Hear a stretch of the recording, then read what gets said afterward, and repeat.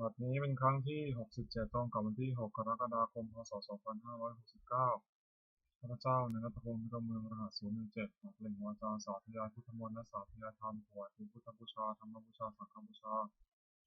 และเป็นอาจาริยบูชาแด่องค์หลวงปู่ทวดและหลวงปู่ศิลาขอเทพเทวดาเจ้าทั้งหลายโปรดจงมาอนุโมทนาในการสวดสาธยายของข้าพเจ้านี้ขออนุภาพคุณพระรัตนตรัยครูบาอาจารย์เทพเทวดาทั้งหลายโปรดจงบันดาลจิตของข้าพเจ้าเป็นสมาธิอันควรแก่การสวดสาธยายมนต์ต่อไปอะระหังสัมมาสัมพุทโธภควาพุทธังภควันตังอภิวาเทมิสวากขาโตภควตาธัมโมธัมมังนัมมัสสามิสุปฏิปันโนภควโตสาวกสังโฆสังฆังนามามิบทสวดชุมนุมเทวดาสัมมันตาจักกาวะเรโสตระคัจฉันตุเทวตาสัทธัมมังมุนิราชสาสุนันตุสักขะโมคคัตตังสักเคกาเมจารุเปหิริสิกขารัตเตเจตลิเขวิมานิทิเบลเทจคามิตารุวนาคหาเนเขหาวัตุมิเขเตภูมาจายันตุเทวาชาลธาลวิสัมเมยะขาคันทพานาคาติคันตาสังเกยังมุนิวาราวาจานังสาธุวเมสุนันตุธรรมสวนากาโลอายัมพันตาธรรมสวนากาโลอายัมพันตาธรรมสวนากาโลอายัมพันตาบทสวดนามกาสิริคาถานะโมตัสสะภะคะวะโตอะระหะโตสัมมาสัมพุทธัสสะนะโมตัสสะภะคะวะโตอะระหะโตสัมมาสัมพุทธัสสะนะโมตัสสะภะคะวะโตอะระหะโตสัมมาสัมพุทธัสสะบทสวดสัจจกิริยาคาถานาทิเมสารนังอัญญังพุทโธเมสารนังวรังเอเดนะสัจจวชนะโสติเมหะตุสัพพทานาทิเมสารนังอัญญังธัมโมเมสารนังวรังเอเดนะสัจจวชนะโสติเมหะตุสัพพทานาทิเมสารนังอัญญังสังโฆเมสารนังวรังเอเดนะสัจจวชนะโสติเมหะตุสัพพทาบทสวดมหาสมัยสูตรเอวเมสุตานิกังสัมปยังภควาสักเกสุวิหารติกัปปิโลทุสนิมหาวเนมหาตาภิกขุสังฆนาสัตติมัตตมะเตหิภิกขุสัตติสัพเพวาระหันเตหิทัสสหิจาโลกาตตุหิเทวตาเยปุยนะสันนิตาโหติภควันตังทัสสะยะภิกขุสังฆัจจะนาทโขจตุนังสุทาวาสกายิกานังเทวานังเอตัตโหเทยังโพภควาสักเกสุวิหารติกัปปิโลทุสนิมหาวเนมหาตาภิกขุสังฆนาสัตติมัตตมะเตหิภิกขุสัตติสัพเพวาระหันเตหิทัสสะหิจาโลกาตตุหิเทวตาเยปุยนะสันนิตาโหติภควันตังทัสสะยะภิกขุสังฆัจจะยานุนามะยะปิเยนะภควาเตตุปัสสังฆามายามะปัสสังฆมิตวาภควโตสังเกตเตสะทาปัสสะยมติอัตโขตาเทวตาสายทารินามาภควาปุริโสสมันตังวาผังสาริยปัสสะตังวาผังสัมมิทยะเอวะเมวะสุทธาวาสสุเทเวสุปตาริตาภควโตปุระโตปะตุระหังสุอัตโขตาเทวตาภควันตังพิวาเทตวะเอกมันตังอัตตังสุเวกมันตังตาโหเอกาเทวตาภควโตสังเกยิมัทังปัสสิมาสมุโยภวนาสิเทวกายาสมาคตาอาคาตัมหะอิมังธรรมะสมยังพิทิตายาวะปราชิตาสังติอัตโขปราเทวตาภควโตสังเกยิมัทังปัสสิตตาภควสมาทังสุติตังอัตโนชุกัมตังสุสาริวานิตานิทังหิตวะอิทิยานิทังติปัติตาติอัตโขปราเทวตาภควโตสังเกยิมัทังปัสสิเชโรกิลังเชโรบริทังนิทังกิลังโมหัสมเมชาเตจานิสุภาวิมลาจักขุมตาสุตตาสุสุนัตติอัตโขปราเทวตาภควโตสังเกยิมัทังปัสสิจิติจิตังสารนังคตาเสนเตหิสัพเพอวายุริปหายามนุสังหินิวะกายัมบริโภคสันติติอัตโขภควาภิกขุมันเตสีเยวิยนะภิกขุเวนะสัตถุโลกาตตุสุเทวตาสันนิตาโหติตถาคตังทัสสะยะภิกขุสังฆะเยวิเตภิกขุเวสุปฏิดัมมันทนังอนันโตสัมมาสัมพุทธาเตสัพพิภควันตานังเอตปรมาเยวะเทวตาสันนิตาสมสายสัพเพมิตานะหิเยวิเตภิกขุเวภิกขุสันติอนาคตามันทนังอนันโตสัมมาสัมพุทธาเตสัพพิภควันตานังเอตปรมาเยวะเทวตาสันนิตาภิกขุสันติสายสัพเพมิตานะหินาจิตติสัมมิภิกขเวเทวะกายนังนามานิจิตายิสัมมิภิกขเวเทวะกายนังนามานิเจสิสัมมิภิกขเวเทวะกายนังนามานิตังสุนันทาสตุกามนาสิกโรธาภาสิสัมมิติเอวะมะเตติโกเตวิโขภควะโตปะจัสสะภควาเอตทัวจะสิโลกามนุกัสสามิยถาภูมาตถาสิตาเยสิตาคิทัพพลังปะหิตตาสมหิตาโกตุเสหาวสาลินาโลมหังสามสัมโนอัตตมิสัสสาวิปัสสนามนาวิลาคิโยปัสสเตยะทวามะเนกัปปิโลวะเทตตวามิสัทธาสาวะเกสัสเนระเตเทวกายามิตาเตวิชานาถาภิกขโวเตจารปัมมะกรุงสุตวาพุทธาสัสนังเตสัมปะตุราหุยนะอมนุสานัสนังอเปเกสตะมะตะเกสาสานัสสุตเวนสตังเกสาสานังอมสุอมนุสานังมัตสุงอเปเกนะตัมมะคุงสาสภาพุตตะหงตันตสัพพังอภิญญาวะวะคิตวานาจักขุมาตโตอามิสัทธาสาวะเกสาสเนระเตเทวกายามิตาเตวิชานาถาภิกขโวโยหิตานิสังนิเทหิอนุภะโสสัตตสหัสสาวะขาภูมากัปปิลวัตวายพิวันโตชิเตมันตวันนวัตวิสุสิลมัทวนามิคัมปิโกนัสมิมุนังชาสหัสสาหิมาวตายขานะธรรมิโยพิมันโตชิเตมันตวันนวัตวิสุสิโนมัทวนามิคัมปิโกนัสมิมุนัง สาตาคิราติสังหาสายขานาโตนิโนทิมโตชุติมโตวันวันโตอิสัสโนโมทัมนาจงปิกุนังสุวิมังอิเจเตโสราสสังหาสายขานาโตนิโนทิมโตชุติมโตวันวันโตอิสัสโนโมทัมนาจงปิกุนังสุวิมังเวสามิตาปัจจสตายขานาโตนิโนทิมโตชุติมโตวันวันโตอิสัสโนโมทัมนาจงปิกุนังสุวิมังกุมเพโรราชาขายิโกเวปุรสานิเวสนังพิโยนังสตัสสหสังยักขานังวิรุปัสสติกุมเพโรราชาขายิโกสวะคัสวิมังปุริมันจัติสังราชาเทพาลโทสัสสิกันทัพนาธิปติมาราชายสัสสิโสปุตติตาสาภาเวทมนามหาพลายทิมโตชุติมโตวันวันโตอิสัสโนโมทัมนาจงปิกุนังสุวิมังทักขินาจัติสังราชาวุรุนหัวตปัสสติกุมพัฒนาธิปติมาราชายสัสสิโสปุตติตาสาภาเวทมนามหาพลายทิมโตชุติมโตวันวันโตอิสัสโนโมทัมนาจงปิกุนังสุวิมังปัจฉิมาจัติสังราชาวุรุปโขสัสสินาคนาธิปติมาราชายสัสสิโสปุตติตาสาภาเวทมนามหาพลายทิมโตชุติมโตวันวันโตอิสัสโนโมทัมนาจงปิกุนังสุวิมังตารันจัติสังราชากุเวโรตปัสสติยคนาธิปติมาราชายสัสสิโสปุตติตาสาภาเวทมนามหาพลายทิมโตชุติมโตวันวันโตอิสัสโนโมทัมนาจงปิกุนังสุวิมังเวมาที่สังฆตารัตโถทักขินาวุฒโกปชิมินาวุปโขเวโรตัมทิสังฆตาโลเตมหาราชาสมันตาจตุโลทิสาทัพพามนาทังสุวเนกปิโลเทเตสัมมยาวุทัสสะอาคูวันจานิกาสถามยากุเตทุเวเตทุภูจาภูโตสหจัตโนกรรมเสดจัตติมิคันวิคันวิจัตปนาโทปามัญโยจัตเทวสุโตจมาตริจิตตเสนจักันทโกนาโรอาชาชโนสัพโพอาคูปัจจสิโกเจวะติมหารูสุริยวัชสาเอเตจันเยจาราชโนกันทภาสาราชุทิมนานานิกัมปุกุณสวิมนังอาคูนัมสานาคาวิสาราสหตัชกากัมพนะสตาคูปยาคาภายัตถิยามนาทตาลัทธาจาคูนาคายสัสสิโนเอราวันโนมหานโคสมคัสมิมนังเยนาคาราเชสังหาสาหะติทิทาทิชาปะกิมิสุขจักโขวิหารสัตเตวนามัชปตาจิตตาสุวรรณาอิติเสสานามาอภัยตตานาคาชนามาสิสุวรรณตัมเตนะมะกัสสะโตสังขิวันติวะมหายตานาคาสุวรรณสารามะกัมพุทังชิตาวชิระหันเตนะสมุทฐาสุราจิตาปปารโวสาวเสเตอิทิมโดยสัสสิโนกาลกันธามาวิสมาอสุรธนาวิปัสสาวิปติปิสุติจาปะหาราโทนัมพิสังอาสตะพุทธนาสัพเพโรจนามกาสันนหิตวะพริงเสนาราหุมัทธามปาธรรมสัมโยธนิพุทธเตติกุนังสุวิมุนังอาโปเตเทวาปฏิจัตเตเทวโยตถะขโมรุณาวรุณเทวาโสโมจักขิสัพพะสหเมตตากรุณกายิกาคุเทวายสัสสิโนทัสเสเตทัสสะภะเตสัพเพนันโตนิโนจินโตชิเตมะตวะนะโตอิสัสสิโนมัทธมนาภิกขุสุวิมุนังเวนทุจเทวาสังวิจาสมาธิเวมาตถสุขสัตเทวาตถะโพธิตาสุเรสุขสัตเทวาสุยามโพธิตานะคาริโกติตวาคุมทวะระกาวสนังวะโสสัตถะสุโภคภวิโตทัสเสเตทัสสะภะกายาสัพเพนันโตนิโนจินโตชิเตมะตวะนะโตอิสัสสิโนมัทธมนาภิกขุสุวิมุนังอัฏฐาภูสาภูเทวาชาลามคิสิหาริวะอริกาตโรตัตตะอุมาปุถุมิภาสิโนวรุณาสังธรรมตาจุตาเตมิชกาสุรยะอุติราภวะภวะสาวเนสิโนทัสเสเตทัสสะภะกายาสัพเพนันโตนิโนจินโตชิเตมะตวะนะโตอิสัสสิโนมัทธมนาภิกขุสุวิมุนังสมานามหาสมานามนุสามนุสุตมังคิภาพนุสกาภวะภวะวิโนตุสิตาถาภูหายเทวายจาริตวาสโนปาราคามหาปาราคาเทวายสัสสิโนทัสเสเตทัสสะภะกายาสัพเพนันโตนิโนจินโตชิเตมะตวะนะโตอิสัสสิโนมัทธมนาภิกขุสุวิมุนัง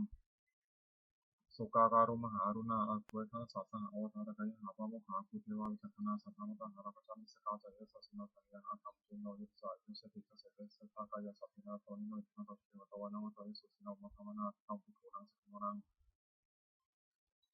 เขมิยาตุสิตายามากาตกาตายสัสสิโนสัมพุทธกาลามาเสถาโชตินามาจังสวานิมานาดกินโนวะทัวถาภูกรานิมิตาทัสเสเตทัสสะทากายสัพเพนะโตนิโนจินโตชิเตมะตวะนะโตอิสัสสิโนมัทธมนาภิกขุ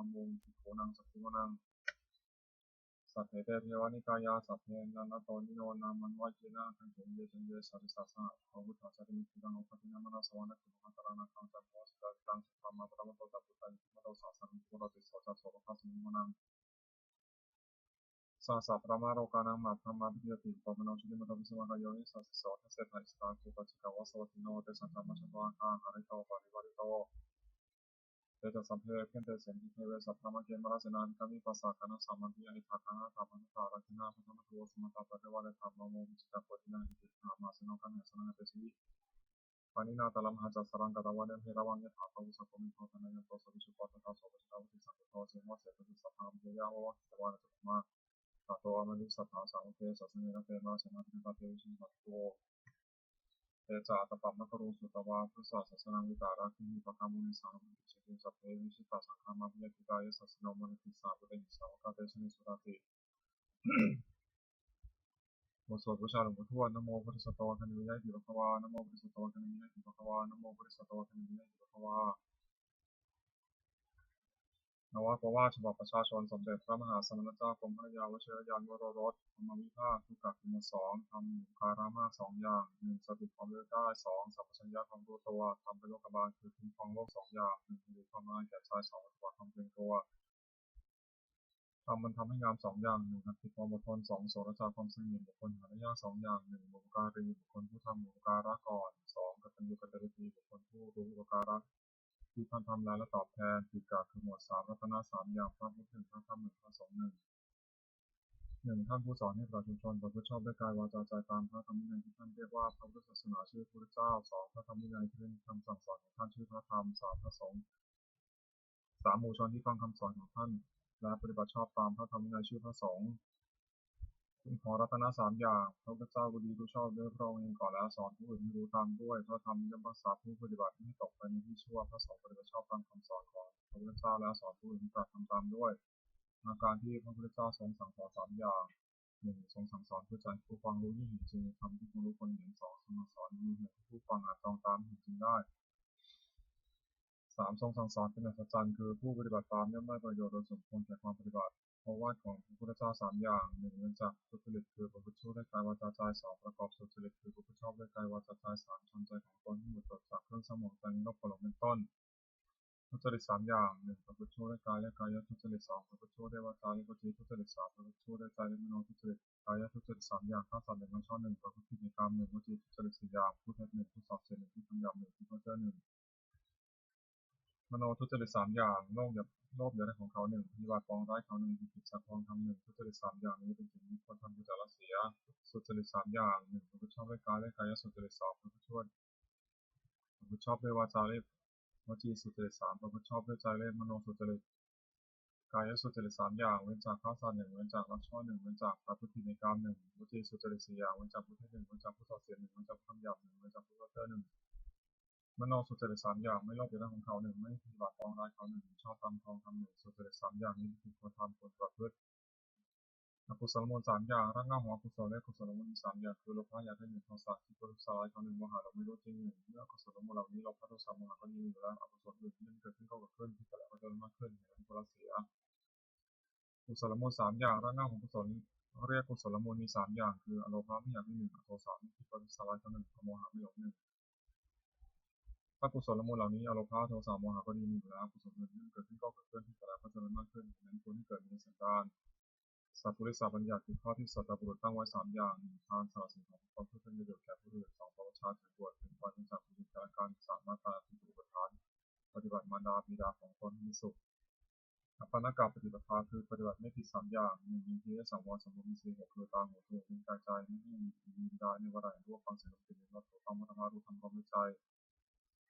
สองโภชเนมัตตนิตาความรู้ประมาณในการกินอาหารจะพอสมควรไม่มากไม่น้อยสามชาคริยานิโยคประกอบความคิดเพื่อจัดสมรใจให้หมดจดหนึ่งจะน้อยมากนักบุญกริยาวัตถุสามอย่างสิ่งเป็นที่ตั้งแห่งการบำเพ็ญบุญเรียกบุญกริยาวัตถุโดยย่อมมีสามอย่างอนามัยกุศลในการบริจาคทานสองศีลนามัยกุศลในการสัตย์ศีลสามภาวนามัยกุศลในการเจริญภาวนาสามัญลักษณะสามอย่างลักษณะที่เสมอกันแก่สังขารทั้งปวงเรียกสามัญลักษณะไตรลักษณ์ก็เรียกแต่เป็นสามอย่างหนึ่งอนิจจตาความเป็นของไม่เที่ยงสองทุกขตาความทุกข์สามอนัตตาความเป็นของไม่ใช่ตน จตุกะคือหมวดสี่วุฒิเพื่อทำเป็นเครื่องเจริญสี่อย่างหนึ่งสัพพุริสังเสวะพบท่านผู้ชอบด้วยกายวาจาใจที่เรียกว่าสัตตบุรุษสองสัทธรรมสวนะฟังคำสั่งสอนของท่านด้วยเคารพสามโยนิโสมนสิการถูกต้องไม่รู้จักสิ่งนี้หรือช่วยโดยไว้ที่ชอบสี่ธรรมนุธรรมะปฏิปติคือทำสมควรแก่ทำซึ่งได้ตรองอยู่แล้วจากสี่หนึ่งปฏิรูปาเทศวสาอยู่ในประเทศสมควรสองสัพพุริสุปัสสยะพบสัตตบุรุษสามอัตตสัมมาปฏิที่ตั้งตัวไม่ชอบสี่บุเพกตบุญญาตาความเป็นผู้ได้ทำความดีไว้ในปางก่อนทำสี่อย่างนี้หยุดรอรถทำให้สุขความเจริญอคติสี่หนึ่งลำเอียงเพราะรักใคร่กันให้ฉันทาคติสองลำเอียงเพราะไม่ชอบการเรียกโทสะคติสามลำเอียงเพราะเขาเรียกโมหะคติสี่ลำเอียงเพราะกลัวและพยาคติคติสี่ประการนี้ไม่ควรประพฤติอันตรายของภิกษุสามเณรผู้อวดใหม่สี่อย่างหนึ่งคนต่อคำสอนไม่ได้คือเบื่อต่อคำสั่งสอนเกียรติทำตามสองเป็นคนหิวใจปากจะท้องทำบทอย่างไม่ได้สามเพื่อเพื่อนในกรรมคุณพยายามอยากได้สุขยิ่งขึ้นไปสี่รักผู้หญิงภิกษุสามเณรผู้หวังความเจริญแก่ตนควรระวังอย่างนี้อันตรายสี่อย่างนี้มีได้ ประธานคือความเพียร4อย่าง 1. สังวรประทานเพียรระวังไม่ให้บาปเกิดขึ้นในสันดาน 2. ปหานประทานเพียรละบาปเกิดขึ้นแล้ว 3. ภาวนาประทานเพียรให้กุศลเกิดขึ้นในสันดาน 4. อนุรักษณประทานเพียรรักษากุศลเกิดขึ้นแล้วไม่เสื่อมความเพียร4อย่างนี้เป็นความเพียรชอบควรประกอบให้มีในตนอธิษฐานธรรมคือธรรมที่ควรตั้งไว้ในใจ4อย่าง 1. ปัญญารอบรู้สิ่งที่ควรรู้ 2. สัจจะความจริงใจคือประพฤติสิ่งใดก็ให้ได้จริง 3. จาคะสละสิ่งที่เป็นข้าศึกแก่ความจริงใจ 4. วัสมะสงบใจจากสิ่งที่เป็นข้าศึกแก่ความสงบอิทธิบาทคือคุณเครื่องให้สำเร็จความประสงค์4อย่าง 1. ศรัทธาพอใจรักใคร่ในสิ่งนั้น 2. วิริยะเพียรประกอบสิ่งนั้น 3. จิตตะเอาใจฝักใฝ่ในสิ่งนั้นไม่วางธุระ 4. วิมังสามัตติเราพิจารณาเหตุผลในสิ่งนั้นคุณ4อย่างนี้มีบริบูรณ์แล้วอาจนำบุคคลถึงสิ่งที่ต้องประสงค์ซึ่งไม่เหนือวิสัยควรทำความไม่ประมาทในที่เสียสถาน 1. ในกาลกายทุจริตประพฤติกายสุจริต 2. ในกาลวจีทุจริตประพฤติวจีสุจริต 3. ในกาลมโนทุจริตประพฤติมโนสุจริต 4. ในกาลความเห็นผิดทำความเห็นไม่ถูกอีกอย่างหนึ่ง 1. ระวังใจไม่ให้กำหนัดในอารมณ์เป็นที่ตั้งความกำหนัด 2. ระวังใจไม่ให้ขัดเคืองในอารมณ์เป็นที่ตั้งแห่งความขัดเคือง 3. ระวังใจไม่ให้หลงในอารมณ์เป็นที่ตั้งแห่งความหลง 4. ระวังใจไม่ให้มัวเมาในอารมณ์เป็นที่ตั้งแห่งความมัวเมาปาริสุทธิศีล 4. 1. ปาฏิโมกขสังวรสำรวมในพระปฏิโมกข์เป็นข้อที่พระพุทธเจ้าห้ามทำตามข้อที่พระองค์อนุญาต 2. อินทรีย์สังวรสำรวมอินทรีย์ 6. คือตาหูจมูกลิ้นกายใจไม่ให้ยินดียินร้ายในเวลาเห็นรูปฟังเสียงทำสิ่งที่มดถูกต้องมรดารู้ธรรมารมณ์ด้วยใจ 3. อาชีวะปริสุทธิเลี้ยงชีวิตและทำให้ชอบไม่หลอกลวงเขาเลี้ยงชีวิต 4. ปัจจยปัจจเวขณะพิจารณาเสียก่อนจึงบริโภคปัจจัย 4. คือจีวรมิถบาทเสนาสนะและเภสัชให้บริโภคตัณหาอารักขกรรมฐาน 4. 1. พุทธานุสติก็คือคุณพระพุทธเจ้าที่มีพระองค์ในทรงเพื่อคุณแต่ผู้อื่น 2. เมตตาแผ่เมตตาจิตที่เชิญให้สัตว์ทั้งปวงไปสบทั่วหน้า 3. อสุภะพิจารณาร่างกายตนและผู้อื่นให้เห็นเป็นไม่งาม 4. มรณสติถึงความตายจะมีแต่ตนกรรมฐาน4อย่างนี้ควรเจริญเป็นนิจของวิหาร 4. เมตตาความรักใคร่ปรารถนาจะให้ประสบ 2. กรุณาความสงสารที่จะช่วยพ้นทุกข์ 3. เมตตาความพอดีเมื่อผู้อื่นได้ดี 4. อุเบกขาความวางเฉยไม่มีใจไม่เสียใจเมื่อผู้อื่นมีความวิบัติ4อย่างนี้เป็นขึ้นอยู่ของผู้ใหญ่สติปัฏฐาน 4. 1. กายานุปัสสนา 2. เวทนานุปัสสนา 3. จิตตานุปัสสนา 4. ธรรมานุปัสสนาสติกำหนดพิจารณากายเป็นอารมณ์ว่ากายนี้สังว่ากายไม่ใช่สัตว์บุคคลตัวตนเราเขาเรียกกายานุปัสสนาสติกำหนดพิจารณาเวทนาคือสุขทุกข์ไม่ทุกข์สุขเป็นอารมณ์ว่าเวทนานี้ก็สัตว์ว่าเวทนาไม่ใช่สัตว์บุคคลตัวตนเราเขาเรียกเวทนานุปัสสนาสติกำหนดพิจารณาใจที่เศร้าหมองด้วยของแท้เป็นอารมณ์ว่าใจนี้สักว่าใจไม่ใช่สัตว์บุคคลตัวเราเขาเรียกจิตตานุปัสสนาสติกำหนดพิจารณาธรรมที่เป็นกุศลหรือกุศลที่เกิดกับใจเป็นอารมณ์ว่าธรรมนี้ก็สักว่าธรรมไม่ใช่สัตว์บุคคลตัวเราเขาเรียกธรรมานุปัสสนาธาตุกรรมฐาน 4. ธาตุ 4. คือธาตุดินเรียกปฐวีธาตุธาตุน้ำเรียกอาโปธาตุธาตุไฟเรียกเตโชธาตุธาตุลมเรียกวายธาตุ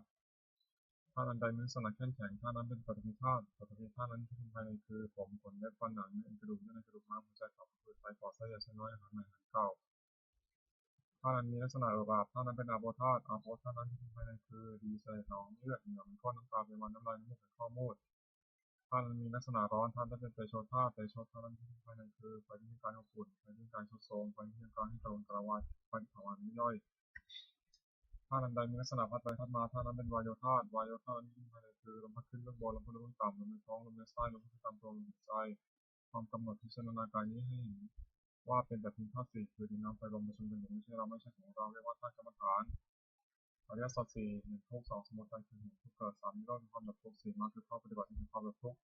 ความไม่สบายกายไม่สบายใจที่ชื่อว่าทุกข์เพราะเป็นของคนยากปัญหาคือความพยายามอยากที่ชื่อว่าสมุทัยเพราะเป็นเหตุทุกข์เกิดปัญหานั้นมีประเภทเป็น3คือปัญหาความอยากในอารมณ์ที่น่ารักใคร่เรียกว่ากามตัณหาอย่างหนึ่งปัญหาความอยากเป็นโน่นเป็นนี่เรียกว่าภวตัณหาอย่างหนึ่งปัญหาความอยากไม่เป็นโน่นเป็นนี่เรียกว่าวิภวตัณหาอย่างหนึ่งความดับปัญหาในสิ้นเชิงทุกข์ดับไปหมดเป็นชื่อว่านิโรธเพราะเป็นความดับทุกข์ปัญญาเห็นชอบว่าสิ่งนี้ทุกข์สิ่งนี้เห็นทุกข์เกิดสิ่งนี้ทางถึงความดับทุกข์เป็นชื่อว่ามรรคเพราะเป็นข้อปฏิบัติที่ถึงความดับทุกข์มรรคนั้นมีองค์8ประการคือปัญญาเห็นชอบ1ดำริชอบ1เจรจาชอบ1ทำการงานชอบ1เลี้ยงชีพชอบ1ทำความเพียรชอบ1ตั้งสติชอบ1ตั้งใจชอบ1ปัญจกักคือบท5อนันตริยกรรม5 1มันฆ่าข้าบรรดา2ฆ่าข้าบิดา3อนันฆ่าพระอาหาร4โลหิตโตบาททำร้ายพระเจ้าจนถึงยังพระองค์นอกขึ้นไป5สังฆเพศยัง2แต่จากการกรรม5อย่างนี้เป็นบาปอันที่สุดห้ามสอนห้ามการตั้งฐานประราชิกของผู้ถือพระพุทธศาสนาห้ามไม่ทำเด็ดขาด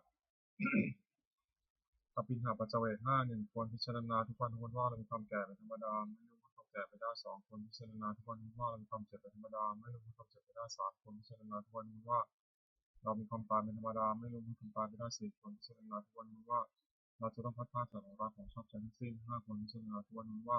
เรามีกรรมเป็นของตัวและทำดีจากได้ดีทำชั่วจากได้ชั่วโดยสาระชาติธรรมคือทำกล้าหาญ5อย่าง1ศรัทธาเชื่อถือคนเชื่อ2ศีลรักษากายวาจาให้เรียบร้อย3ทำสัจจะความเป็นผู้ศึกษามาก4วิทยาลัมภะปรารภความเพียร5ปัญญารอบรู้สิ่งควรรู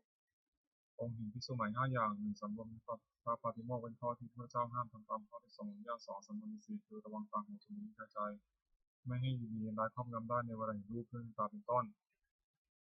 3ความเป็นคนไม่อกระเริกฮีฮาอยู่4อยู่ในเสนาสนะสงัด5มีความเห็นชอบภิกษุใหม่ควรตั้งอยู่ในธรรม5อย่างนี้องค์เห็นธรรมะกถึกคือนักเทศ5อย่าง1แสดงธรรมโดยลำดับตัดรัดที่ขาดความ2อ้างเหตุผลแนะนำให้ผู้ฟังเข้าใจ3ตั้งจิตเมตตาปรารถนาให้เป็นประโยชน์แก่ผู้ฟัง4ไม่แสดงความเห็นแก่ลาภ5ไม่แสดงธรรมกระทบตนและผู้อื่นหรือว่าไม่ให้ตนเสียดสีผู้อื่นภิกษุผู้ได้ธรรมะกถึกพึงตั้งองค์5อย่างนี้เป็นต้นธรรมะสวรรค์นั้นมี2คืออานิสงส์ของการฟังธรรม5อย่าง1ผู้ฟังธรรมย่อมได้ฟังสิ่งยังไม่เคยฟัง2สิ่งใดได้เคยฟังแล้วแต่ไม่เข้าใจชัดย่อมเข้าใจสิ่งนั้นชัด3บรรเทาความสงสัยเสียได้4ทำตนต้องได้5จิตของผู้ฟังย่อมผ่องใสพละคือทำเป็นกำลัง5อย่าง1ศรัทธาความเชื่อ2วิริยะความเพียร3สติความรู้ได้4สมาธิความตั้งใจมั่น5ปัญญาความรอบรู้มี4 5ก็เรียกว่าวิญญาณตนนิวรณ์5ทำนั้นกั้นจิตไม่บรรลุความดีเรียกว่านิวรณ์มี5อย่าง1พอใจรักใคร่ในอารมณ์ชอบใจนิโรธเป็นต้นเรียกกรรมฉันทะ2ปองร้ายผู้อื่นเรียกพยาบาท3ความที่จิตถูกและเคลิ้มมิมิทะ4ฟุ้งซ่านและรำคาญเรียกถึงทุกข์จักขุกุจจะ5ลังเลไม่ตกลงได้เรียกวิจิกิจฉาขันธ์5การกลับใจนี้แบ่งออกเป็น5กองเรียกขันธ์5 1รูป2เวทนา3สัญญา4สถาน5วิญญาณ4คือดินน้ำไฟลมประชุมกันเป็นกายนี้เรียกว่ารูปความรู้สึกอารมณ์ว่าเป็นสุขคือสบายกายสบายใจหรือทุกข์คือไม่สบายกายไม่สบายใจหรือเฉยๆคือไม่ทุกข์ก็สุขเรียกว่าเวทน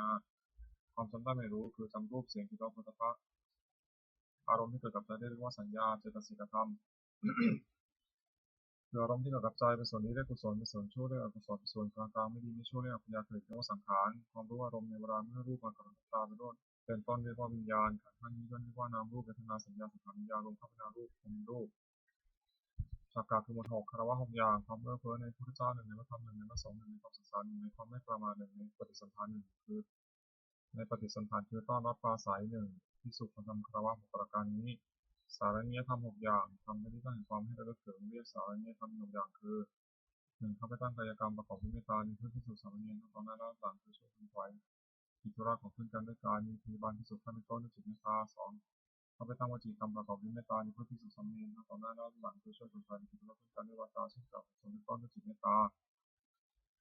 3เข้าไปตั้งมโนกรรมประกอบด้วยเมตตาในเพื่อที่สุดสามเณรทั้งต่อหน้าและหลังคือที่ได้สิ่งที่เป็นประโยชน์แก่เพื่อนกัน4แบ่งปันลาภที่ตนได้มาแล้วโดยชอบทำให้แก่เพื่อนที่สุดสามเณรไม่หวงไว้บริโภคสำหรับผู้เดียว5รักษาศีลบริสุทธิ์เสมอกันกับเพื่อนที่สุดสามเณรอื่นๆไม่ทำตนที่เรื่องเกี่ยวกับผู้อื่น6มีความเห็นร่วมกันกับภิกษุมีความเห็นร่วมกันกับภิกษุสามเณรอื่นๆไม่ว่ากับใครๆเพราะมีความเห็นผิดการทำอย่างนี้ทำผู้พุทธให้เป็นที่รักที่เคารพของผู้อื่นเป็นไปด้วยความสงเคราะห์กันและกันเป็นไปด้วยความไม่วิวาทกันและกันเป็นไปด้วยความพร้อมเพรียงเป็นหนึ่งเดียวกันอายตนะภายใน6ตาหูจมูกลิ้นกายใจอินทรีย์6ข้อเรียกอายตนะภายนอก6รูปเสียงกลิ่นรสผลิตภัณฑ์คืออารมณ์ที่มาถูกต้องกายธรรมคืออารมณ์ที่เกิดกับใจอารมณ์6ข้อเรียกวิญญาณ6อาศัยรูปกระทบตาเกิดความรู้ขึ้นเรียกจักรวิญญาณอาศัยเสียงกระทบหูเกิดความรู้ขึ้นเรียกโสตวิญญาณอาศัยกลิ่นกระทบจมูกเกิดความรู้ขึ้นเรียกคณวิญญาณอาศัยรสกระทบลิ้นเกิดความรู้ขึ้นเรียกชิวหาวิญญาณอาศัยโผฏฐัพพะกระทบกายเกิดความรู้ขึ้นเรียกกายวิญญาณอาศัยธรรมเกิดกับใจเกิดความรู้ขึ้นเรียกมโนวิญญาณสัมผัส6อายตนะภายในมีตาเป็นต้นอายตนะภายนอกมีรูปเป็นต้นวิญญาณมีจักรวิญญาณเป็นต้นกระทบกันในสัมผัสมีชื่อตามอายตนะภายในเป็น6คือจักรสัมผัสโสตสัมผัสคณสัมผัสชิวหาสัมผัสกายสัมผัสมโนสัมผัสเวทนา6สัมผัสนั้นเป็นปัจจัยให้เกิดเวทนามีสุขบ้างทุกข์บ้างไม่ทุกข์ไม่สุขบ้างมีชื่อตามอายตนะภายในเป็น6คือจักรสัมผัสสัชชาเวทนาโสตสัมผัสสัชชาเวทนาคณสัมผัสสัชชาเวทนาชิวหาสัมผัสสัชชาเวทนากายสัมผัสสัชชาเวทนามโนสัมผัสสัชชาเวทนาธาตุ6 1ปฏิวิธาตุธาตุดิน2นามธาตุคือธาตุน้ำ3เตโชธาตุคือธาตุไฟ4วายโยธาตุคือธาตุลม5อากาศธาตุคือช่องว่างมีในกาย6วิญญาณธาตุคือความรู้อะไรได้สัตตกะคือหมวด7อัปปาและอิหานิยธรรม7อย่างทำไม่เป็นที่ตั้งแห่งความเสื่อมเป็นไปเพื่อความเจริญฝ่ายเดียวชื่อว่าอัปปาและอิหานิยธรรม7อย่างคือ1มันประชุมกันเรื่องนี้2เมื่อประชุมก็พร้อมที่จะประชุมเมื่อเลิกประชุมก็พร้อมที่จะเลิกและพร้อมที่จะช่วยกันทำกิจที่2จะต้องทำ3ไม่บัญญัติสิ่งที่พระเจ้าไม่บัญญัติขึ้นไม่ถอดสิ่งที่พระองค์ทรงเหนือแล้วสมาทานศึกษาอยู่ในสิ่งทั้งปวงตามที่พระองค์ทรงบัญญัติไว้4ภิกษุเหล่าใดเป็นผู้ใหญ่เป็นประธานใน2เคารพนับถือภิกษุเหล่านั้นเชื่อฟังให้คำของท่าน5ไม่ร่วมหน้าเกิดความอยากที่เกิดขึ้น6มีในเสนาสนะป่า7นั่นคือว่าเพื่อภิกษุสามเณรซึ่งเป็นผู้มีศีล ซึ่งยังไม่ต้องเสียว่าขายมาที่ละคนจะมีสุขทำจิตอย่างนี้ต้องมีผู้ใดผู้นั้นไม่มีความเสื่อมเลยมีแต่ความเจริญฝ่ายเดียวอริยทรัพย์เจ็ดทรัพย์คือคุณทำดีที่มีสันดานอย่างประเสริฐเรียกอริยทรัพย์มีตัวอย่างคือศรัทธาเชื่อถือคุณเชื่อสองศีลสักการะใจเรียบร้อยสามคือความลายต่อบาปทุจริตสี่อุตตปะสะดุ้งกลัวต่อบาปห้าพังสัจจะความเป็นคนคือที่ไม่ฟังมากคือจำชมทำให้มีเสื่อมความวิทยามากหกจากข้ามชาติให้ความสิ่งของคนแต่คนที่คนในความเจ็บปัญญาก็รู้สิ่งมีประโยชน์และไม่เป็นประโยชน์สัพพุริสธรรมเจ็ดอย่างธรรมของสัตบุรุษเรียกว่าสัพพุริสธรรมมีเจ็ดอย่างหนึ่งธรรมนิตาความรู้จักเหตุเช่นรู้จักว่าสิ่งนี้เป็นเหตุสุขสิ่งนี้เป็นเหตุทุกข์สองอัตตานิตาความเป็นผู้รู้จักผลเช่นรู้จักว่าสุขเป็นผลแห่งนี้ทุกข์เป็นผลแห่งเหตุนี้สามอัตตานิตาคนรู้จักตนว่าเราว่ารสชาติภูมิยศศักดิ์สมบัติบริวารความรู้และคุณธรรมดีเท่านี้เท่านี้และประพฤติตนที่สมควรจะที่มีอย่างไรสี่อัตตานิตาความเป็นผู้รู้ประมาณในการแสวงหาเพื่อนมิชิตแต่โดยทางที่ชอบและรู้จักประมาณในการบริโภคแต่สมควรห้าการนิตาความเป็นผู้รู้จักการเวลาสมควรในอันประกอบกิจนั้นหกปริสันนิตาความเป็นผู้รู้จักประชุมชนและกิริยาที่ต้องประพฤติต่อประชุมชนนั้นๆว่าหมู่นี้ผู้เข้าไปหาจะต้องทำกิริยาอย่างนี้จะต้องพูดอย่างนี้ต้นเจ็ดบุคลาภโรปรายุตาความผู้รู้จักด้วยบุคคลว่าผู้นี้คนนี้คนคบผู้นี้เป็นคนไม่ดีไม่ควรคบเป็นต้นสัพพุริสธรรมอีกเจ็ดอย่างหนึ่งสัตบุรุษประกอบด้วยธรรมเจ็ดประการคือมีศรัทธามีทำลายต่อบาปทำตัวต่อบาป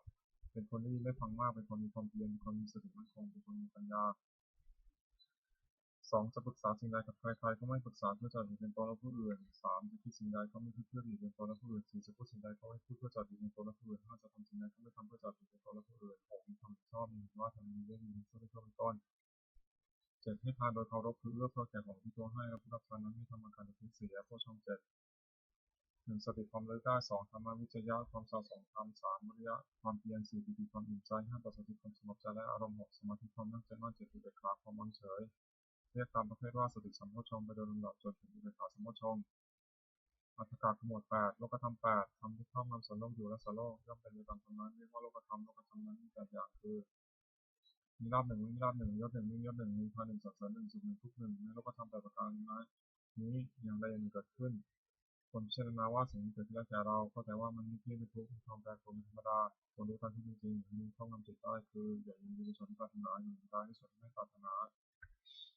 ลักษณะตัดสินธรรมวินัยแปดประการทำเราได้เป็นไปเพื่อความกำหนัดย้อมใจหนึ่งเป็นไปเพื่อความประกอบทุกข์หนึ่งเป็นไปเพื่อความไม่เป็นไปเพื่อความสะสมกองกิเลสหนึ่งเป็นไปเพื่อความอยากใหญ่หนึ่งเป็นไปเพื่อความไม่สันโดษอยู่ที่ของมีอยู่คือมีและอยากนั้นหนึ่งเป็นไปเพื่อความคิดที่หนึ่งนั้นหนึ่งเป็นไปเพื่อความเกียจคร้านหนึ่งเป็นไปเพื่อความยุ่งยากหนึ่งทำเรานี้คุณรู้ว่าไม่ใช่ธรรมไม่ใช่วินัยไม่ใช่คำสั่งสอนพระศาสดา ทำเหล่าใดเป็นไปเพื่อความคลายกำหนัดหนึ่งเป็นไปเพื่อความปราศจากทุกข์หนึ่งเป็นไปเพื่อความไม่สะสมกองกิเลสหนึ่งเป็นไปเพื่อความอยากอันน้อยหนึ่งเป็นไปเพื่อความสันโดษมีด้วยของอยู่หนึ่งเป็นไปเพื่อความสงัดจากโมหนึ่งเป็นไปเพื่อความเพียรหนึ่งเป็นไปเพื่อความเลี้ยงง่ายหนึ่งทำเหล่านี้พึงรู้ว่าเป็นธรรมเป็นวินัยเป็นธรรมสองพระศาสดามรรคมีองค์แปดหนึ่งสัมมาทิฏฐิปัญญาเห็นชอบคือเห็นอริยสัจสี่สองสัมมาสังกัปปะดำริชอบคือดำริสองสักกามหนึ่งดำริในอันไม่ปฏิบัติหนึ่งดำริในอันไม่ถึงเป็นหนึ่ง สามสัมมาวาจาเจรจาชอบคือเว้นจากวจีทุจริตสี่สี่สัมมากัมมันตะทำการงานชอบคือเว้นจากกายทุจริตสามห้าสัมมาชีวะเลี้ยงชีวิตชอบคือเว้นจากความเลี้ยงชีวิตและความที่ผิดหกสัมมาวายามะเพียรชอบคือเพียรมีที่สี่ประการเจ็ดสัมมาสติระลึกชอบคือระลึกมีสติประการทั้งสี่แปดสัมมาสมาธิตั้งใจไว้ชอบคือเจริญทั้งสี่ในองค์มรรคทั้งแปดนั้นเห็นชอบด้วยหรือชอบสองครั้งในปัญญาสิกขาวาจาชอบการงานชอบเลี้ยงชีพชอบสองครั้งในศีลสิกขาเพียรชอบระลึกชอบตั้งใจไว้ชอบสองครั้งในจิตตสิกขานวากาศหมวดเก้ามาละคือหมวดที่เก้าอย่างโกรธหนึ่งลบหลู่บุญคุณที่หนึ่งมีสัญญาหนึ่งปณีหนึ่งมายาหนึ่งผู้คนหนึ่งผู้คนหนึ่งมีความปรารถนาละมุนหนึ่งหนึ่งทศกาคือหมวดสิบอกุศลกรรมบทสิบจัดเป็นกายกรรมคือทำด้วยกายสามอย่างหนึ่งปาณาติบาตทำชีวิตสัตว์ในตกร่วมคือฆ่าสัตว์สองอธินาทานเกี่ยวกับสิ่งของที่เจ้าของไม่ได้ให้ด้วยการขโมยสามการมีส่วนชาจารต่อพิธีกรรมจัดเป็นวจีกรรมคือทำด้วยวาจาสี่อย่างสี่มุสาวาทพูดเท็จห้าพิสนาวาจาพูดส่อเสียดรุสาวาจาพูดคำหยาบเจ็ดสัพพะปะราปะพูดเพ้อเจ้อ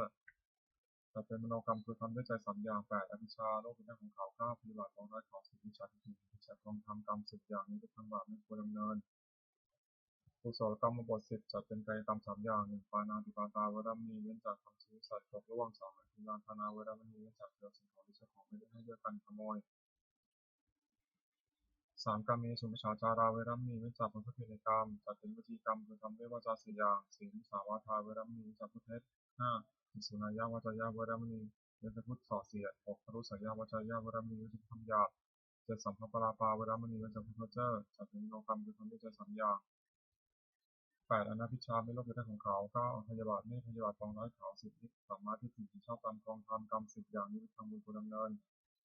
บุญเกิดยาวทุก10อย่าง1ทำไมบุญสำเร็จด้วยการบริจาคทาน2ศีลนามัยบุญสำเร็จด้วยการรักษาศีล3ภาวนามัยบุญสำเร็จด้วยการเจริญภาวนา4อปัจเจนามัยบุญสำเร็จด้วยการประพฤติทำตนแก่ผู้ใหญ่5วัยวัจจะมัยบุญสำเร็จด้วยการช่วยคนฝ่ายที่ผิดชอบ6ปฏิภาณนามัยบุญสำเร็จด้วยการให้ส่วนบุญ7ปัตตานุโมทนามัยบุญสำเร็จด้วยการอนุโมทนาส่วนบุญ8ธรรมสวนัยบุญสำเร็จด้วยการฟังธรรม9ธรรมเทศนามัยบุญสำเร็จด้วยการแสดงธรรม10กิจกรรมการทำตนให้ตรงทำที่บรรพชิตคนพิจารณาเนือง10อย่าง1บรรพชิตคนพิจารณาเนืองว่าบัดนี้เราไม่ใช่การตัดขาดแล้วการกิริยาใดๆของสมาต้องทำการกิริยานั้น2บรรพชิตคนพิจารณาเนืองว่าความเป็นชีพของเราเมื่อผู้อื่นเราควรทำตัวให้เขาง่าย3บรรพชิตคนพิจารณาเนืองว่าการกายวาจาอย่างอื่นที่เราจะต้องทำให้ดีขึ้นไปกว่านี้ยังมีอยู่อีกไม่ใช่เพียงเท่านี้4บรรพชิตคนพิจารณาเนืองว่าตัวของเราเองติดเป็นตัวของเราเองโดยศีลหรือไม่5บรรพชิตคนพิจารณาเนืองว่าผู้ให้คนแล้วติดเป็นเราโดยศีลหรือไม่6บรรพชิตคนพิจารณาเนืองว่าเราจะต้องพัดพาจากของรักของชอบใจทั้งนั้น7บรรพชิตคนพิจารณาเนืองว่าเรามีกรรมเป็นของตัวเราทำดีจากดีเป็นเพื่อเกิดไปชั่ว8บรรพชิตคนพิจารณาเนืองว่าวันคืนล่วงไปล่วงไปตอนนี้เราทำอะไรอยู่9บรรพชิตคนพิจารณาเนืองว่าเรายินดีที่สงัดหรือไม่10บรรพชิตคนพิจารณาเนืองว่าคุณนิสัยของเรามีอยู่หรือไม่ที่จะให้เราเป็นผู้ไม่เก้อเกิดในเวลาที่บรรพชิตถามในการภายหลังนาถากรณธรรมคือทำที่พึ่ง10อย่าง1ศีลรักษากายวาจาให้เรียบร้อย2เข้าจากความเป็นผู้ได้สดับจากความมาก3กัลยาณมิตรตาความเป็นผู้มีพฤติกรรม4สวัสดิ์สตาควรผู้ว่าง่ายสอนง่าย5กินกรณียสุทธคตาความขยันเอาใจใส่ในกิจวัตรของพระภิกษุสามเณร6ธรรมะกรรมตาความใคร่ความชอบ7วิริยะยิงเพื่อจะละความชั่วประพฤติความดี8สันโดษยินดีที่พ่อนุ่งผ้าห่มอาหารที่นั่งไร้ยาตามมีจำได้9สติทำการที่ได้ทำและทำที่พูดแล้วนั้นได้10ปัญญารับรู้กองสถานทำจริงอย่างไรคาถาวัตถุคือถ้อยคำที่คนพูด10อย่าง1อภิชาคาถาถ้อยคำชักนำให้มีความปรารถนาน้อย2สันตุติคาถาถ้อยคำชักนำให้สันโดษมีด้วยปัจจัยทำมีกันได้3ปวิเวกคาถาถ้อยคำชักนำให้สมัครกายชนะใจ4อสังสัพพคาถาถ้อยคำชักนำให้รักคนด้วยหมู่5วุฒิยามพคาถาถ้อยคำชักนำให้ปรารบความเพียร6ศีลคาถาถ้อยคำชักนำให้ตั้งอยู่ในศีล7สมาธิคาถาถ้อยคำชักนำให้ทำใจให้สงบ8ปัญญาคาถาถ้อยคำชักนำให้เกิดปัญญา9วิมุตติคาถาถ้อยคำชักนำให้ทำใจให้พ้นจากกิเลส10วิมุตติญาณทัศนคาถาถ้อยคำชักนำให้เกิดความรู้ความเห็นในความเข้าใจพ้นจากกิเลสอนุสติคืออารมณ์คนละ10ประการ1พุทธานุสติเรื่องถึงคุณของพระพุทธเจ้า2ธรรมานุสติเรื่องถึงคุณของพระธรรม3สังฆานุสติเรื่องถึงคุณของพระสงฆ์4ศีลานุสติเรื่องถึงศีลของตน5จารานุสติเรื่องถึงการที่ตนบริจาคและ6เทวตานุสติเรื่องถึงคุณที่ทำให้บุคคลเป็นเทวดา7มรณสติเรื่องถึงความตายที่จะมาถึงตน8กายคตาสติเรื่องทั่วไปในกายให้เห็นว่าไม่งามน่าเกลียดโสโครก9อานาปานสติตั้งสติกำหนดลมหายใจเข้าออก10อุปสมานุสติเรื่องถึงคุณพระนิพพานซึ่งเป็นที่ระงับกิเลสและกองทุกข์ปกิณกะคือหมดกิเลสหมดกิเลสคือโทษเครื่องสมองสิบอย่าง1อภิชาวิสมาโลภะละโมบไม่สม่ำเสมอความเพ่งเล็ง2โทสะได้กา3โกรธ5โกรธ4อุปาณหะ6โกรธไว้5มัคคารุกุคุณท่าน6ปราศาสตร์เสมอคือยกคุณท่าน7อิสาริษยาคือเห็นเขาได้ดีทนอยู่ไม่ได้8มัจฉริยะตนี9มายาคือเจ้าเล่ห์10สัพยะโอวา11ธรรมะคือเรื่อง12สารัมภะคือมี13มนะถือตัว14อธิปนัตมี55มัคคะโมมา16สมาคะละเลิศโพธิปักขิยธรรม37ประการสติปัฏฐาน4สัมมาประธาน4อิทธิบาท4มีศีล5พละ5โพชฌงค์7มรรคมีองค์8ที่หีปฏิบัติจตุกะกรรมกิเลสคือกรรมเครื่องเศร้าหมอง4อย่าง1ปาณาติบาตทำชีวิตสัตว์กบล่วง2อธินาทานเดี๋ยวสิ่งของที่เจ้าของไม่ได้ให้ด้วยกันขโมย3การมีสมุชฌาจารเราเกิดกา4สาวาทุเทศกรรม4อย่างนี้นักปราชญ์ไม่สรรเสริญเลยอบายมุขคือเหตุเครื่องชิบหาย4อย่าง1ความเป็นนักเลงหญิง2ความเป็นนักเลงสุรา3ความเป็นนักเลงเล่นการพนัน4ความคิดคนชั่วเป็นมิตรโทษ4ประการนี้ไม่ควรประกอบทิฏฐธรรมนิกถประโยชน์คือประโยชน์ในปัจจุบัน4อย่าง1อุทานสัมปทาถึงพร้อมด้วยความหมายในการประกอบกิจเพื่อเลี้ยงชีวิตก็ดีในการศึกษาเรื่องก็ดีในการทำธุระหน้าที่ของตนก็ดี2อารักขาสัมปทาถึงพร้อมด้วยการรักษาคือรักษาทรัพย์ที่แสวงหามาได้ด้วยความหมายไม่ให้เป็นอันตรายก็ดีรักษาการงานของตนไม่เสื่อมเสียไปก็ดี3กัลยาณมิตรตาความมีเพื่อนเป็นคนดีไม่คบคนชั่ว4สมชีวิตาความมีชีวิตตามสมควรแต่กำลังทรัพย์ที่หาได้ไม่ให้ฝืนเคืองไม่ให้ผูกพันนัก สัมปรายิกถาประโยชน์คือประโยชน์ให้หน้าสี่อย่างหนึ่งศรัทธาสัมปทานถึงความไม่ศรัทธาคือเชื่อถึงคนเชื่อเชื่อว่าทำนี้ได้ดีช่วยชอบข้อสองศีลสัมปทานถึงพร้อมด้วยศีลคือรักษากายวาจาเรียบร้อยยิ่งข้อสามจาระสัมปทานถึงพร้อมด้วยการบริจาคทานเป็นการเฉลิมฉลองให้แก่ผู้อื่นสี่ปัญญาสัมปทานถึงพร้อมด้วยปัญญาต่างบอกถึงข้อประโยชน์ไม่ใช่ประโยชน์เป็นต้นนิตตปฏิรูปคือคนเพียรมีสี่จำพวกหนึ่งคนปองเล่าสองคนเดียวพูดสามคนหัวกระจกสี่คนชักชวนในคนชิบหายคนสี่จำพวกนี้ไม่ใช่มีแต่คนที่ไม่คนครบหนึ่งคนปองเล่าไม่ลักษณะสี่ที่เราจะได้ใครเดียวสองเสียงน้อยที่เราได้มากสามไม่ใครแก่ตัวจึงต้องมาติดของเพื่อนสี่คนเพื่อนต้องเห็นแก่เปรียบของตัวสองคนที่จะพูดมีลักษณะสี่หนึ่งเก็บเอาของโน้มแม้มาปราศัยสองอ้างเอาของที่ยังไม่มีมาปราศัยสามสองคนด้วยสิ่งขับเกี่ยวไม่ได้สี่ออกปากไม่ได้สามคนหัวกระจกมีลักษณะสี่หนึ่งจะทำชั่วก็ค่อยตามสองจะทำดีก็ค่อยตามสามต่อหน้าว่าสรรเสริญสี่กำลังพันนินทาสี่คบคนชั่วเนี่ยสี่คนชักชวนในทางชิบหายมีลักษณะสี่หนึ่งชักชวนดื่มน้ำเมาสองชักชวนเที่ยวกลางคืนสามชักชวนที่มาวางในการเล่นเสียชักชวนเล่นการพนันมีแค่สี่จำพวกหนึ่งมีการะสองมีต้องสุขร่วมทุกสามมีแน่ประโยชน์สี่มีความรักใคร่มีสี่จำพวกนี้เป็นมิตรแท้คนคบหนึ่งมีบุการะมีลักษณะสี่หนึ่งป้องกันเพื่อนผู้ประมาทแล้วสองป้องกันทรัพย์สมบัติของเพื่อนผู้ประมาทแล้วสามไม่มีใครเป็นผู้ทำรักได้สี่ไม่มีธุระช่วยออกทรัพย์ให้เป็นผู้ที่ออกปากสองมีร่วมสุขร่วมทุกข์มีลักษณะสี่หนึ่งขยายความรักของตนแก่เพื่อนสองติดความรักของเพื่อนไม่เพื่อนคลายสามไม่ละทิ้งมีวิบัติสี่แม้ชีวิตเราสละแทนได้สามมีแนบประโยชน์มีลักษณะสี่หนึ่งห้ามไม่ทำความชั่วสองแนะนำให้ตั้งอยู่ในความดีสามให้ฟังสิ่งที่ไม่เคยฟังสี่บทคำสอนให้สี่มีความรักใคร่มีลักษณะสี่หนึ่งทุกข์ทั่วสองสุขทั่วสามตัวถึงคนอื่นที่ติดเพื่อนสี่รับรองคนที่ผู้สมเสริมเพื่อนสังฆาวัตถุสี่อย่างหนึ่งทานให้ปานสิ่งของมงคลแก่ผู้อื่นผู้ให้ปานสองปิยวาจาเจรจาวาจาที่อ่อนหวานสามอาจจริยาประพฤติสิ่งที่ดีแก่ผู้อื่นสี่สมานาตาความเป็นคนมีตนเสมอไม่ถือตัวคุณทั้งสี่อย่างนี้เป็นเครื่องยึดเหนี่ยวใจของผู้อื่นไม่ได้สุขของข้าราชสี่อย่างหนึ่งสุขเกิดจากความมีทรัพย์สองสุขเกิดจากการแต่ทรัพย์บริโภคสามสุขเกิดจากความไม่รักไม่หนี้สี่สุขเกิดจากการประกอบการงานที่ปราศจากโทษความปรารถนาของบุคคลในโลกที่สมัยด้วยยากสี่อย่างหนึ่งขอสมบัติจงเกิดแก่เราโดยความชอบสองขอยศจงเกิดมีแก่เรากับญาติพวกพ้องสามขอเราจงรักษายืนนานสี่เมื่อสิ้นชีพแล้วขอเราจงไปบังเกิดในสวรรค์ทำเป็นเหตุให้สมหมายมีอยู่สี่อย่างหนึ่งศรัทธาสัมปทานถึงพร้อมด้วยศรัทธาสองศีลสัมปทานถึงพร้อมด้วยศีลสามจาระสัมปทานถึงพร้อมด้วยจาระสี่ปัญญาสัมปทานถึงพร้อมด้วยปัญญาตระกูลอันมั่งคั่งจะตั้งอยู่นานไม่ได้เพราะสถานสี่หนึ่งไม่แสวงหาพัสดุที่หายแล้วสองไม่บูรณะพัสดุที่ค้ำค่าสามไม่รู้จักประมาณในการบริโภคสมบัติสี่ตั้งสติหรือบริโภคสีที่เป็นให้เป็นพ่อเรือนหวังจะดำรงตระกูลส่วนเป็นสถานสี่ประการที่เสียธรรมของคารวะสี่หนึ่งสัจจะสัตย์ซื่อแก่การสองธรรมะรู้จักความจิตของตนสามคติอดทนสี่จาระสละให้ความเสี่ยงของคนอื่นคนคนให้ปันปัญจกะประโยชน์เกิดแต่การถือภพทรัพย์ห้าอย่างแสวงหาภพทรัพย์ได้ในทางที่ชอบแล้วหนึ่งเลี้ยงตัวมารดาบิดาบุตรภรรยาบ่าวไพร่ประสบสองเลี้ยงเพื่อฝูงในสุขสามบำบัดอันตรายที่เกิดแต่เหตุต่างๆสี่ทำกินห้าอย่างคือกอไก่อย่าเดือดพีสองขอญาติขอไข่อย่าเดือดพีต้อนรับแขกคอควายปลูกพระเป็นกับมีทำบุญอุทิศผู้ตายงองูนัสพีถวายเป็นหลวงมีเสียความต้นจอจานเทวตาดีปีทำบุญอุทิศเทวดาห้ามบริจาคทานในสมณธรรมผู้บุญชอบ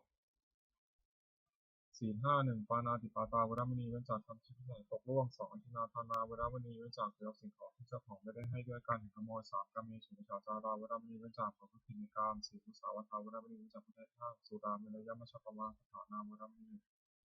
เว้นจากดื่มน้ำเมาและคือสุราและเมรัยอันที่ตั้งความประมาทสี่ห้าประการนี้คือคนรักษาเป็นนิจฉาวนานิจฉาคือการแข่งขันที่ต้องทำห้าอย่างหนึ่งค้าขายเครื่องประหารสองค้าขายมนุษย์สามค้าขายสัตว์เป็นคือสำหรับฆ่าเพื่อเป็นอาหารสี่ค้าขายน้ำเมาห้าค้าขายยาพิษการขายห้าอย่างนี้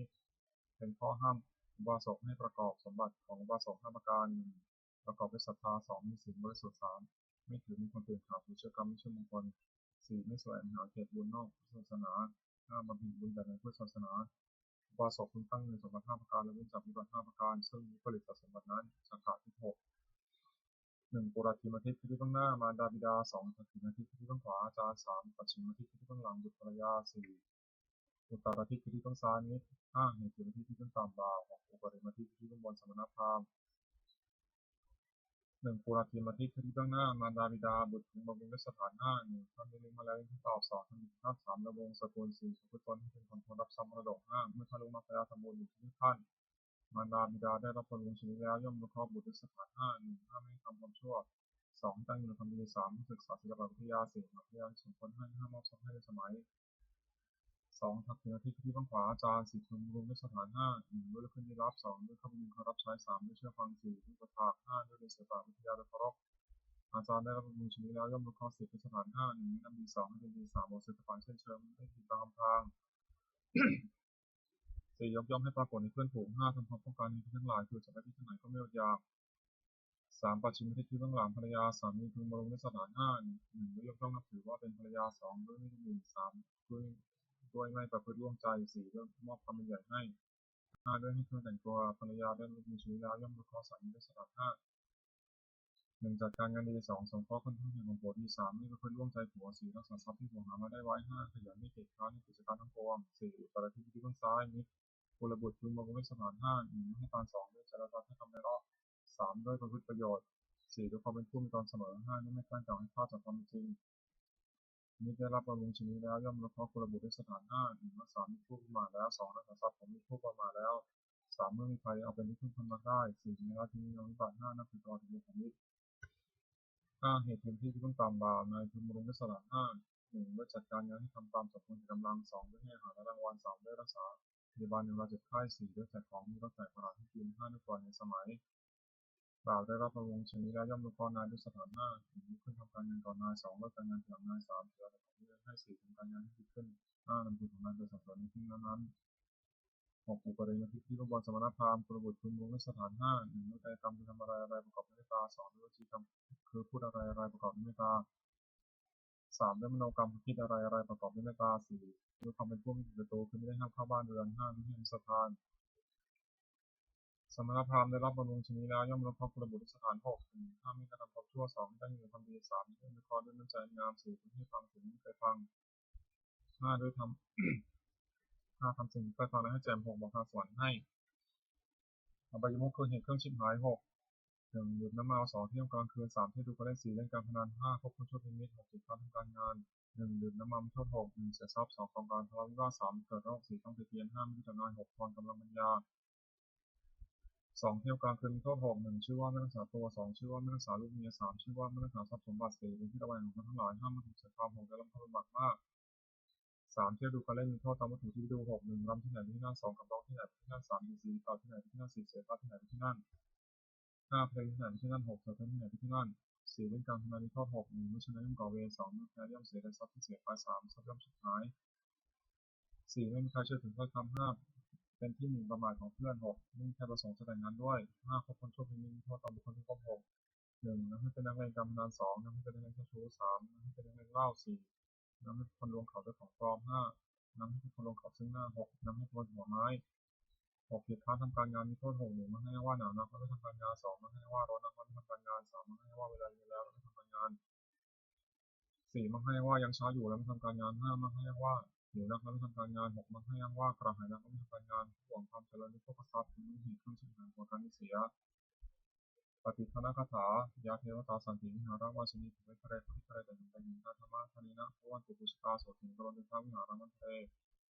เทราจมัชานวากาจัตถวสารามิกาธนาปฏิวัสกาธรรมาจติสานิธรรมจิสาราสปานิพุทธาสุขิตาพุทเทชาลาผู้ชายยิจาทัสสัมภวาสังเสริชาตาทุบวปาริกานิยานิการธรรมรังปฏิเตสปิติปัสสะโรติสุขยัง